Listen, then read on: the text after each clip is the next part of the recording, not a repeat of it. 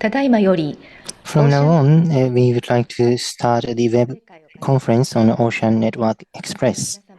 Thank you very much for attending this web conference despite your busy schedules. Today, I'll be serving as the moderator. I am Sanae Sonoda on behalf of the parent companies of Ocean Network Express. I am from Mitsui O.S.K. Lines, General Manager of Corporate Communication Division. I'd like to introduce today's presenters. First and foremost, from Ocean Network Express Holdings, Representative Director Chairman, Mr. Jotaro Tamura.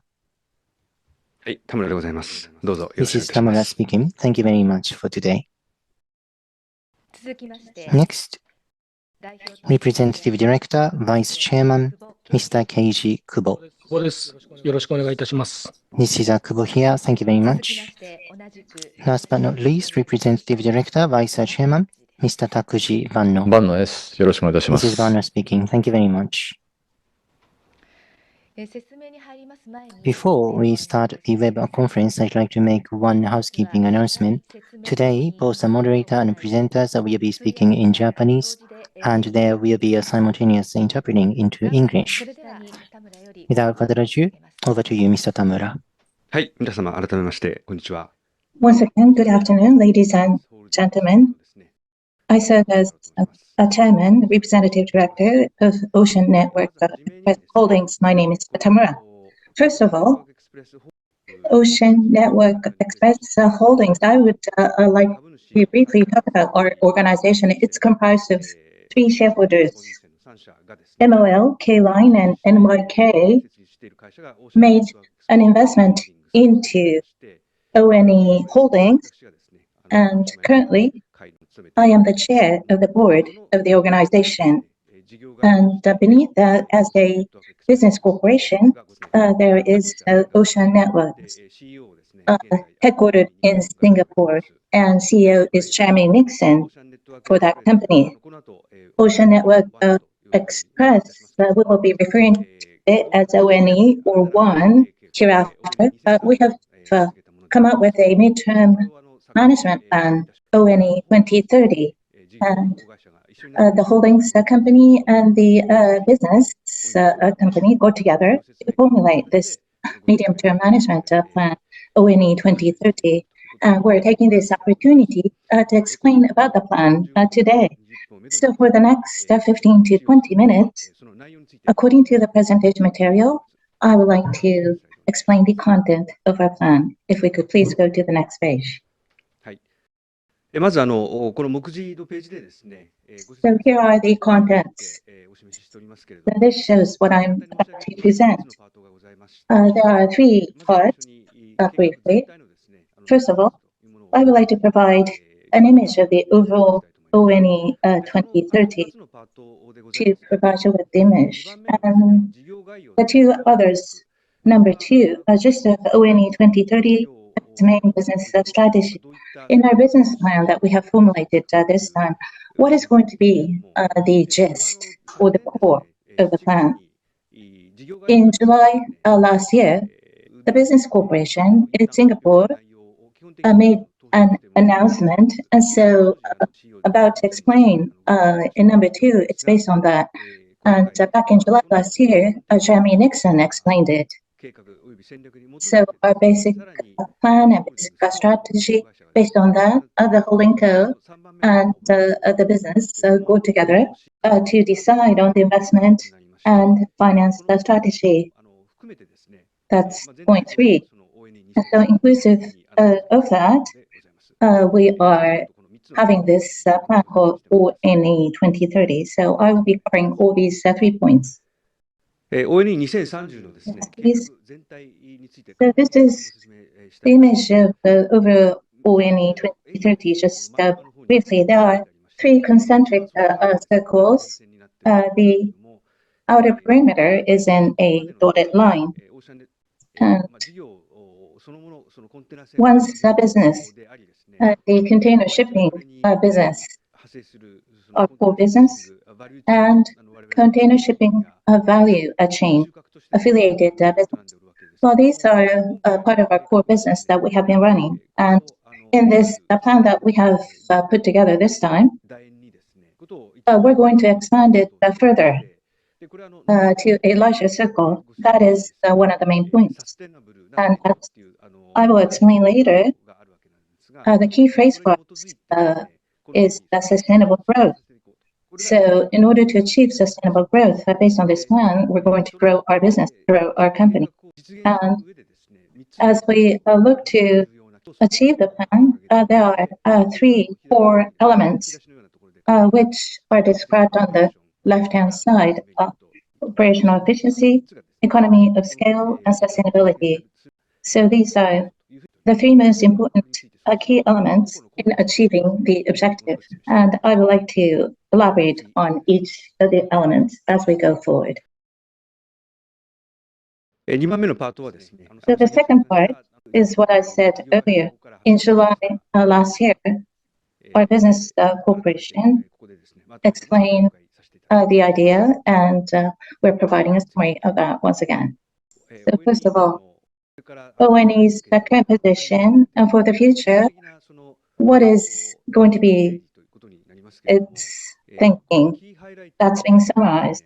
And where it says key highlights, point number 2, as highlighted in magenta, sustainable growth. So from this point forward into the future, as an organization, this is going to be the most important key phrase. And as is described at the bottom of the page, there are 6 areas, 6 items listed. We will realize these, and through that, we would like to make long-term contributions to a broader range of stakeholders. I talked about our current standing or current position. The 3 shareholders' businesses were to be consolidated. That was decided back in 2016. And the slide plots our history since then, up until 2022. Looking back, between 2016 and 2022, and I think we can include 2023. We can call it phase 1. That's how we have defined this phase. So what was phase 1 about? It was a period of integration and establishment. So from this point forward, what is it that we're aiming for? And that is described in the plan that we have drawn up. It's at the core of our plan going forward. So regarding phase 1, we're going to embark on phase 2, which is to achieve sustainable growth. And I would like to provide the specifics of phase 2 more concretely. So the title includes the word sustainability. In the diagram I showed earlier, there are 3 most important key elements: operational efficiency, economy of scale, and sustainability. All these 3 must be multiplied with each other. And through that, we would like to realize sustainable growth in phase 2. That's the thinking here. So 3 key components, key elements. For the container shipping business and container shipping value chain, there are 2 businesses separately described, and by applying all these 3 key elements to each, we would like to operate our business in phase 2. That's the plan. So realizing sustainable growth through 3 key elements. More specifically, in terms of strategy, as described from 1 through 5. So green strategy, digital strategy, talent strategy, finance strategy, and global strategy. These are the 5 strategic pillars we will be pursuing. So let me explain these.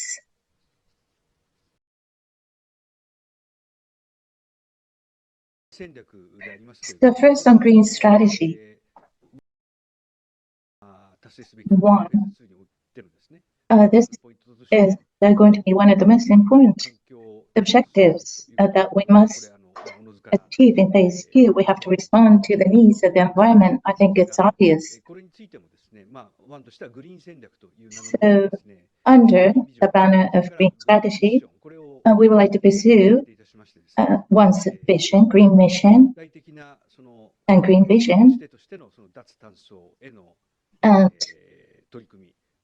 we're going to implement specific initiatives to achieve decarbonization. We have set targets as described here, and we're going step by step to achieve this. And in terms of environmental compliance, chip recycling and environmental conservation initiatives are also pursued. So in the green strategy, especially what we should emphasize would be the decarbonization of our fleet. So as of 2030 and at the point of 2050, we are making a comparison.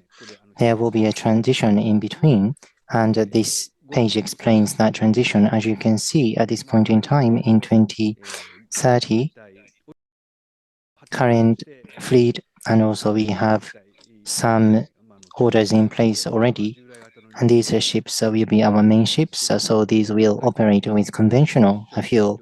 Going forward, we'd like to introduce zero-emission capable vessels, and in 2050, we will use some carbon offset as well. And by doing so, we'd like to realize our target of net zero emissions, and we'd like to push for initiatives to this end. That's our thinking. The next page, please. So the second one is digital strategy. In the shipping industry, especially container shipping business, has some high affinity with digitalization. It is a segment, and ONE, ever since its launch, has been making all sorts of efforts and initiatives, and already, to a great extent, all sorts of operations, a great deal of operations, have been digitalized to push up efficiency. At the same time, going forward, we'd like to strengthen and advance such initiatives and efforts even more, and through digital solutions, we'd like to realize competitiveness. This is our basic thinking here. The next page, please. The third point is a talent strategy, which is about human resources. So ONE currently has about 12,000 employees across the globe, and we are leveraging our talents and unlocking the full maximum potential of our talent will be the source of our competitiveness. So to this end, we have initiatives, and ever since our foundation, we have been taking all sorts of initiatives. But as part of our 2030 plan, taking this opportunity, we would like to revise some of our actions.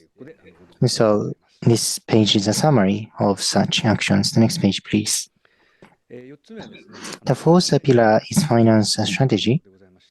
As for the details of a finance strategy, in the third part, we will be featuring this point, but one key point will be on the left-hand side. You see solid and diversified funding base in the first box, plus financial stability, which is in the second box. These are our key pillars, and container shipping business is highly volatile as a business nature, and we are engaged in such a business. So solid and diversified funding base is very important. And while realizing such a funding base going forward in terms of our financing activities as well, we would like to deploy diverse measures and actions.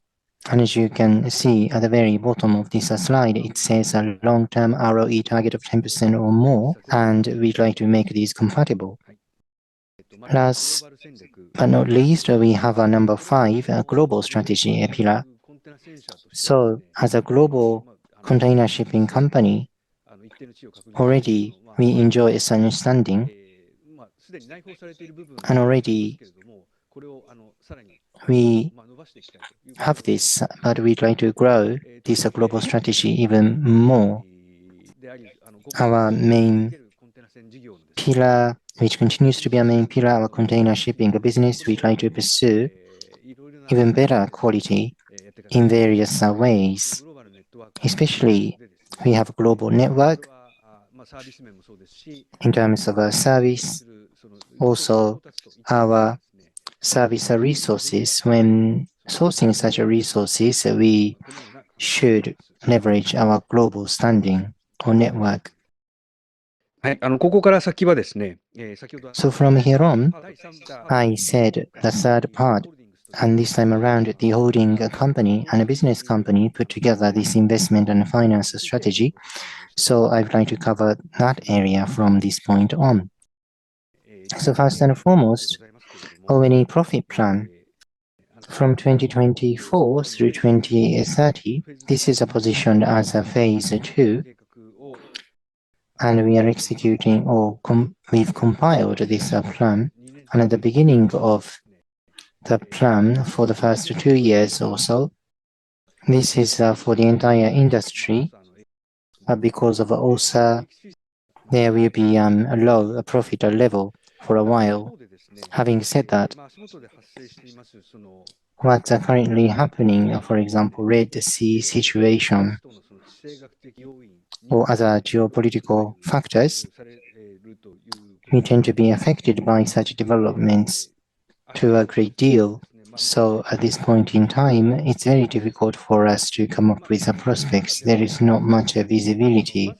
Against this backdrop, first and foremost, in FY 2024, this is a business as usual based upon conventional cycles.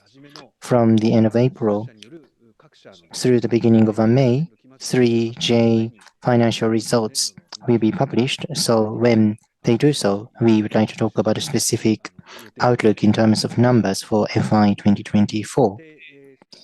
After that initial period, the overall supply-demand situation will improve in the market, so we believe our profit level will recover as well. And based upon this thinking or our plan, there will be benefits from our investment, and 2030 will be the final year of the plan, and our profit level prospect will be $3.8 billion US. That is the target profit level at FY 2030. So next one is O&E investment and financing. First, in our plan, the target period, in this target period, the total amount will be $25 billion US in terms of our investment or more. That much investment is planned for our main business, container shipping business. In addition, we will consider maximum $10 billion US towards further expansion of container shipping value chain. So this is our investment plan and the most important parts of the plan. Highlights, if you like. And as I said earlier, in our management plans, important point would be sustainable growth. So 3J, 3 shareholders in the shipping business. The segment of container shipping is a sort of a segment where growth is expected. It's a growth segment, and as such, sustainable growth is what we uphold. As such, based upon this thinking, we came up with this investment program. Under this banner, in this plan, we are upholding the direction of our business expansion, which I just explained. And as a result, by the end of the final year of this plan, our scale will be 3 million TEU level. That is our expansion target. At the same time, we need to finance ourselves for the investment plan we have. So 6 to 4 would be the ratio we will maintain. We will keep in mind, and O&E will take some borrowings and also will leverage equity, and by combining both, we would like to cover our investment activities. So 3J, 3 shareholders have an idea about capital management policy. So to compile this plan as O&E, what sort of profit level should be pursued? That was the question. And to reach a certain level, what sort of investment would be necessary? We explored these questions, and as three shareholders, 3J, what will be required of ONE. So as shareholders, mid to long-term return target would be ROE 10% or more for ONE, and in accordance with this, as shareholders, we'd like to execute the capital management policy for ONE. So ONE's equity ratio is exposed to a volatility, but while considering that we have to have a solid equity ratio for the company. At the same time, one's or ONE's equity ratio has to be normalized or has to be adjusted.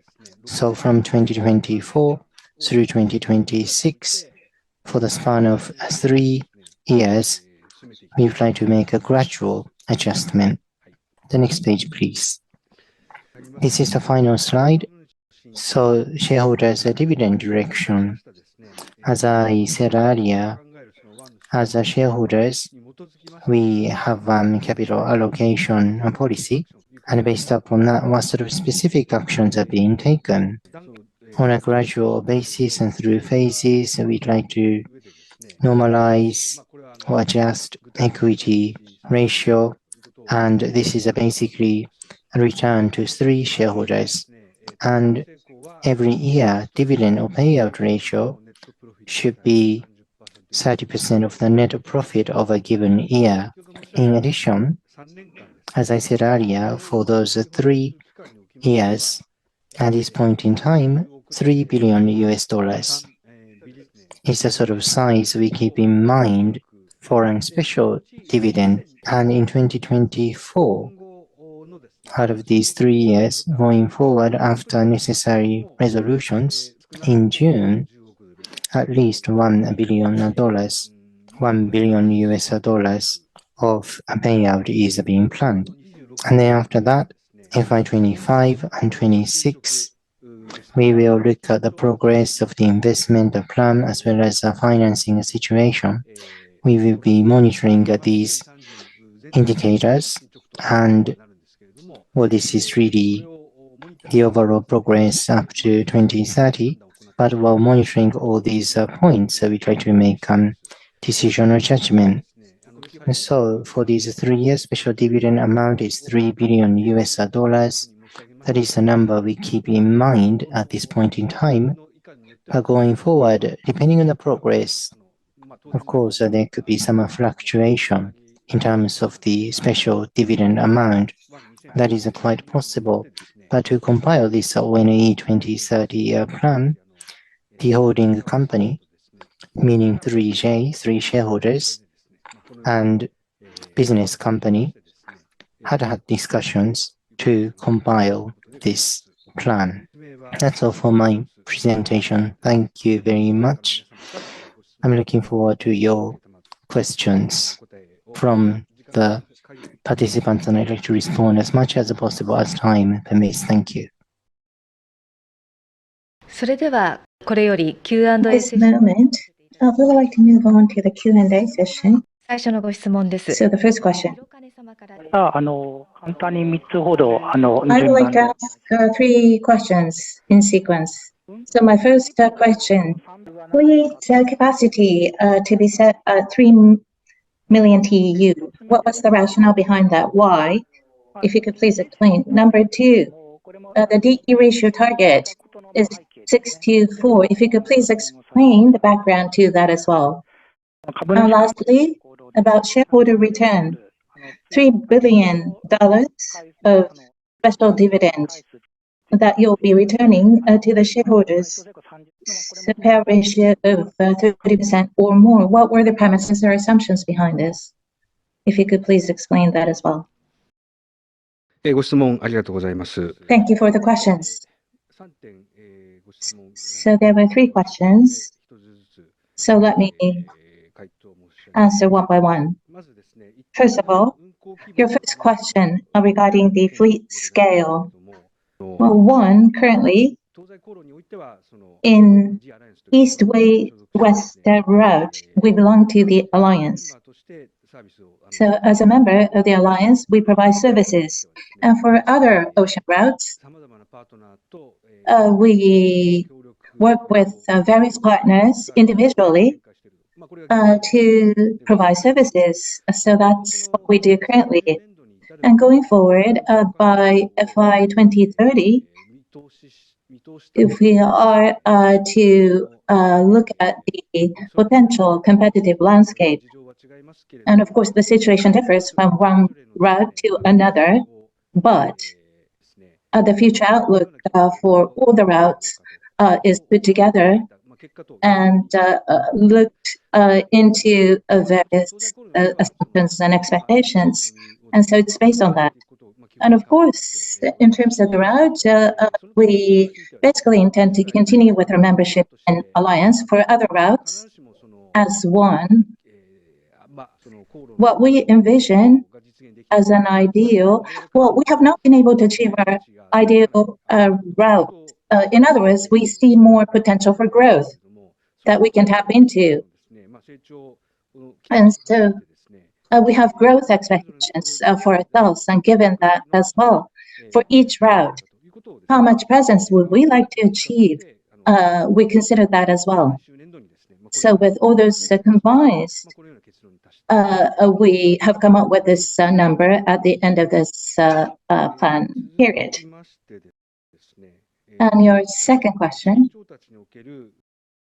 about the DE ratio with respect to funding. Well, going forward, as we see with our investments overall, our balance sheet will change. And on the other hand, I talked about bringing the numbers to appropriate levels. We will be doing that in parallel. As we make those adjustments, what should be the best balance?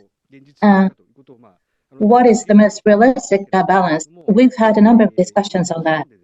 And at this moment, as we look toward FY 2030,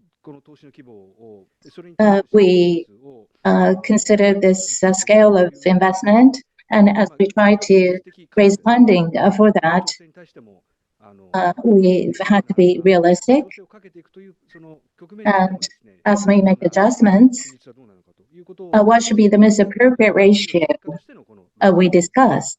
And as a result of such discussions, we came up with this ratio of 64. 64. So that's the answer to the second question. And lastly, about special dividend. It was a question about the size of the special dividend payment, as I understood it. Well, basically, in each fiscal year, you could bear with me for a moment. So net profit for each year, 30% or more of payout. That's the principle. So it has not changed from one's basic idea from before. In the past, in a year where profits were particularly good, we paid out more than 30%, but in principle, 30% or higher. And so with that principle in place, as I said earlier, and based on the outlook up until FY 2030, as we bring our equity ratio to an appropriate level in the first 3 years. What should be the size for a basic plan? We concluded that it should be 3 billion. That's our conclusion. So as we implement our plan, the profit level of each year and progress in funding, and of course, progress in investment. All these are variables, and of course, we have our own assumptions and outlook for all of them. But there are such variables, and as they become more certain year after year, what should be the timeline under which we should bring the ratio to an appropriate level? We will be checking on that periodically. It's not a single one-off exercise. So I said that in FY 24-25, we will review it and check. So, based on the current outlook that we have, in view of the basic thinking, we came up with this $3 billion number. So those are my answers. Thank you. ちょっと3番目のところなんですけども、 About my question number 3. So when profit overachieves the plan, well, in the first 2 years, things are going to be tough, you said. So payout ratio of 30% and special dividend payout, depending on the accumulation of capital, that could change. At this moment, your judgment was to have a special dividend of 3 billion. Is that correct? はい、回答申し上げます。Let me answer. Basically, based on the long-term outlook, we're going to bring the equity ratio to an appropriate level. That is the objective. So more so than our current outlook, the profits may increase more than the plan, and we may have to review the plan. So it could go higher or either lower than the planned number that we have in mind. So that is how it's defined. Thank you. Thank you very much. Okay, the next question, please. Thank you very much. I have 2 questions. My first question is that in the investment plan, from last time, there have been some changes in terms of the monetary amount, container 25 billion, and then others 10 billion. So in 2022, more than 20 billion was the amount you were talking about. So I believe that you increased the amount of investment. Is my understanding correct?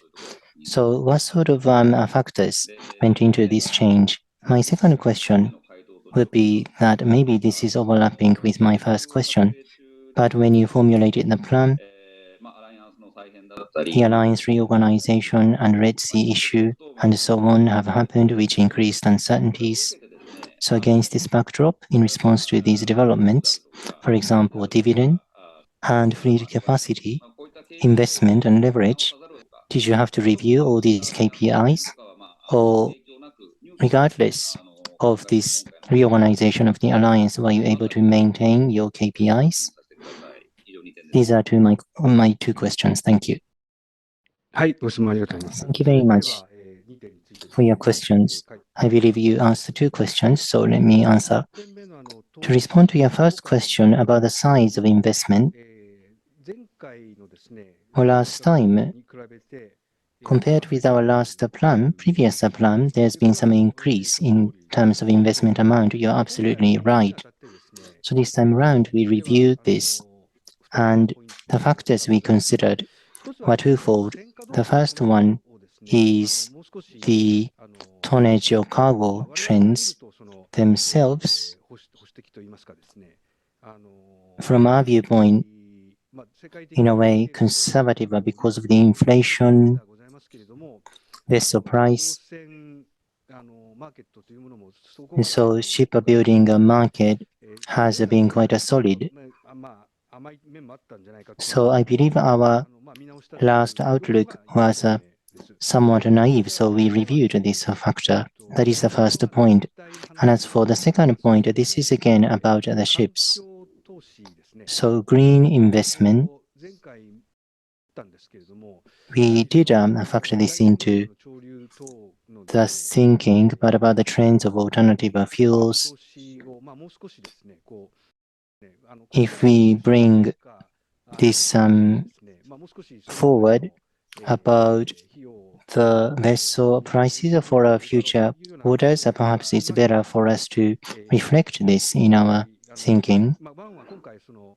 So ONE, this time around, In this plan, on a regular basis, we'll order our mainstay vessels or ships. So from 3J, currently we lease ships or vessels, and the lifespan of such vessels up to 2030 needs to be replaced to a great deal. We will reach such a phase. So at such a timing, we'd like to replace those ships with our own vessels. So we factored this into our planning more, and in the end, we ended up with a larger amount of investment. This is in the background. That was my response to your first question. To respond to your second question, the current situation and developments have affected our plan this time around, or have they affected our plan this time around at all? Most recently, as you rightly pointed out, there have been two major developments. The first one is the Red Sea situation. Attacks against the ships and so on have happened. As a result, some shipping companies didn't want to navigate that area anymore. So overall, there is more needs or demand for container ships. So currently, freight rates are rising. The rates are on the rise. And in 2024, FY 2024, this is surely going to affect our performance in a particular year. But considering the time span up to 2030, in regards to our plan with that time horizons, FY24 profit level is incorporated into this overall plan, of course, but we don't believe it's going to affect our overall situation. And also, you asked about the alliance. In January, Hapag-Lloyd decided to withdraw itself from the alliance, and the alliance is trying to come up with new services which will start in February 25. They are preparing to this end as a one OONE based upon a fleet capacity. The size of a capacity or space we can provide to our customers will remain the same, but because the alliance services will be reorganized, so the variation of the services will change. So based upon our planning, or from the viewpoint of our planning towards 2030 in the mid to long term, of course, we will be providing services based upon the structure of the alliance. So from 24 through 25, the impact of reorganization is not at zero, but still, overall, we will be able to provide solid and stable services, and we are certain of it. So in that sense, 12030, when formulating 12030, the current reorganization situation of the alliance didn't affect us or bring about a large impact for us. I don't believe that too much consideration was needed for this point. それでは続いてのご質問を承りいたします。 Let us continue. Thank you. I have one question. In the final year of the plan, 3.8 billion of the profit and ROE 10%. So equity ratio as of 2030 will be $38 billion. Is that assumption correct? And about the equity ratio level right now, if there's any comment that you can make, I'd appreciate it. はい、ありがとうございます。 First of all, the equity ratio level right now, there's an actual number that's posted on one's website. If you could please refer to that. So in the final year of the plan, the profit levels for 2030, we have planned the number to be $3.8 billion. What is going to be the size of the balance sheet? we're refraining from announcing specific numbers about that at this moment. But as I said earlier, the fleet scale,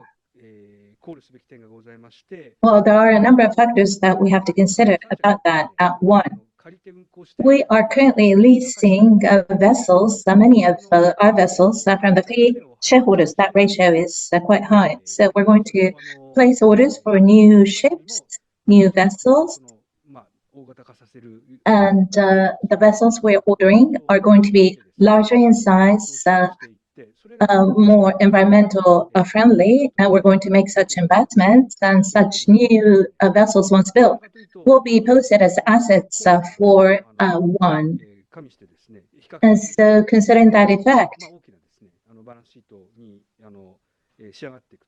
I think the balance sheet in the future will be larger, relatively speaking. We believe over the medium to long term,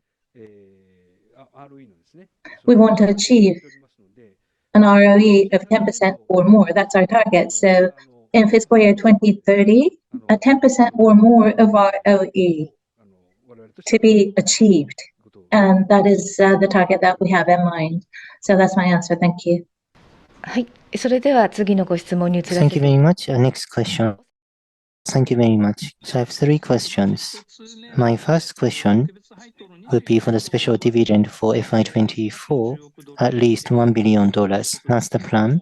And if FY23, this is a disposal of the profit of that year, that's a $1 billion background. That's my first question. The second one is a capital expenditure, $25 billion for fleet. That is rather than chartered ships, it is more of your own facility or equipment. And how much has been decided for that amount? And $10 billion additional capital expenditure. What sort of plans do you have for that portion? Could you talk about the contents of it? That's my second question. The third one, as ONE, you have a target equity. Do you have a equity ratio target, and how much is that? So the parent company is saying 50%, but as ONE, do you have any number in terms of equity ratio target, please? Thank you very much. So I'd like to respond to these three questions one by one. The first question was about a special dividend in June 2024. $1 billion is the amount. So in FY23, there will be profit. And is this a dividend coming from the profit? Actually, it's not the case. In FY23, in the first half of the year, there is profit, and then dividend has already been paid out. And then as for the second half of the year, first and foremost, the payment has to be made. And then separately from that, there is an overall capital normalization. We need to make the capital level appropriate. So that's my response to your first question. And the second question is about a fleet capacity development. Our own vessels will be included here, but on top of our own ships, also chartered ships would be included. So both of them will be on ONE's balance sheet. So what will be the combination of these two? That is one issue. Depending on the situation at the time, we try to source ships in an optimum manner. And then the second question was about $10 billion investment and contents of this $10 billion. This is for expanding our business, and we need to have an investment of this size. And one example would be for our terminal business. ONE up to this point has been using the container terminals used by 3J, but also at the same time, we are Los Angeles, Long Beach, important harbor ports. We have been leveraging these as well. And as part of the global strategy, as I mentioned earlier, we'd like to enhance the quality of our offerings. So in terms of the terminals, we try to make investment so that we can embed them into our own value chain. This is an important topic for us. So we will keep this in mind, bearing this in mind. We are having discussions and making considerations. And finally, your third question. So as one, container ships, standalone business, we are a specialized player for the container shipping, so we are exposed to a high level of volatility. So container shipping value chain is the sort of area we are looking into so that we can expand our portfolio. And the flip side of that is this kind of investment. So to address this volatility, to withstand this kind of volatility, we should have equity ratio. And 3J, three shareholders are also thinking that this is appropriate. So what is the specific target? What is the percentage point? I'd like to refrain from making a comment about that. But as three shareholders, to one ONE, they will be funding themselves going forward. So that leverage will be possible so that they can make a profit, so that they can exercise leverage. This is an important point. Thank you very much. Thank you very much. In regards to your second response, $25 billion, how much investment has already been decided? And also as for the 10 billion portion, you will be mainly making investment in terminals and like other companies, non-shipping or forwarder, that sort of business areas are not what you're interested in. Is that so? My apologies, sorry, I didn't cover that part of the question. First, out of $25 billion, what are the actual contents? Well, going forward, we will be making investment in the future. And on top, we call it business expansion. That part, forwarding, air, aviation, some people may think that we are talking about such areas, but as ONE, we are not thinking of making inroads into those areas. Thank you. はい、それでは次のご質問を受けたまわり Let ま us す。 move on to the next question.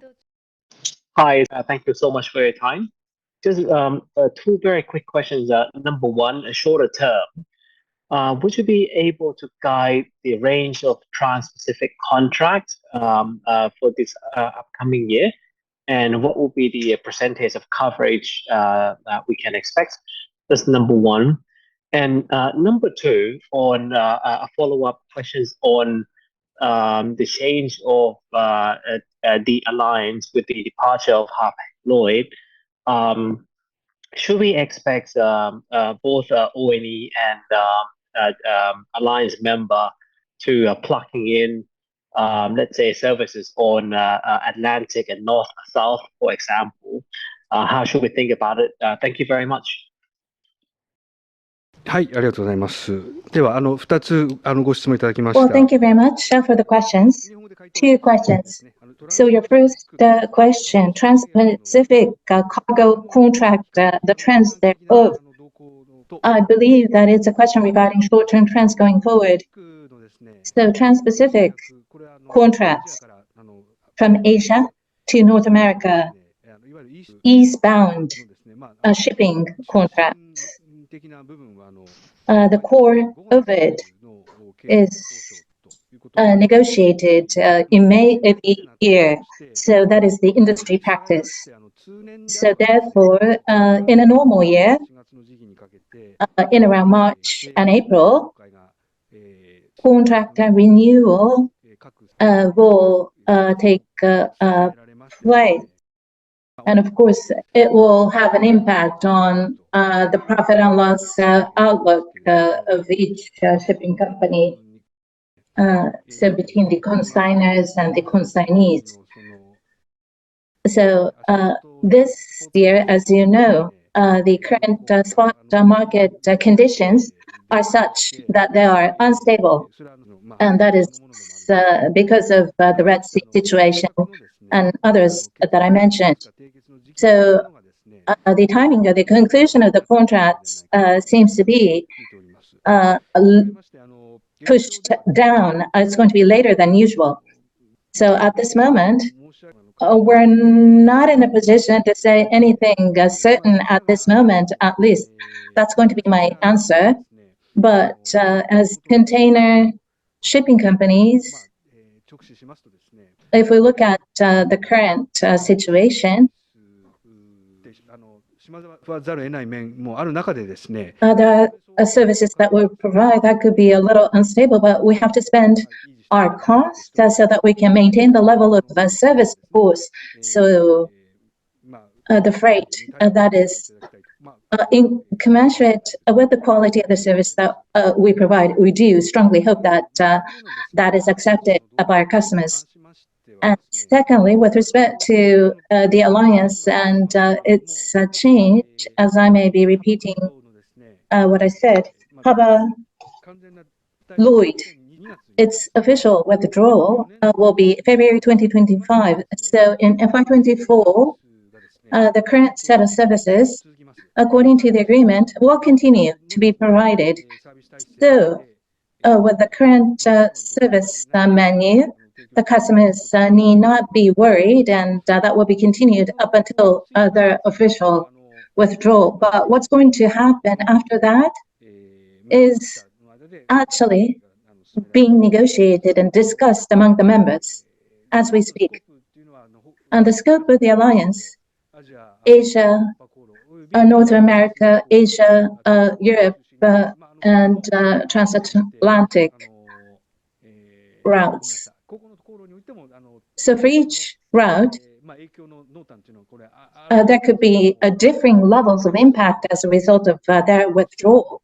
But we're considering all those factors and the members in order to provide services next year onward. We are discussing, and so at an appropriate timing, more specifics will be announced, as I understand it. So those are my answers. Thank you. はい、ちょうどお時間ともなりまし Thank you て、 very much. 質問もないようでございます。 Now it is time to conclude, and I don't see any more questions, so we'd like to conclude this conference call for Ocean Network Express. Thank you very much for participating in this meeting despite your busy schedules. Thank you for your continued support. Goodbye.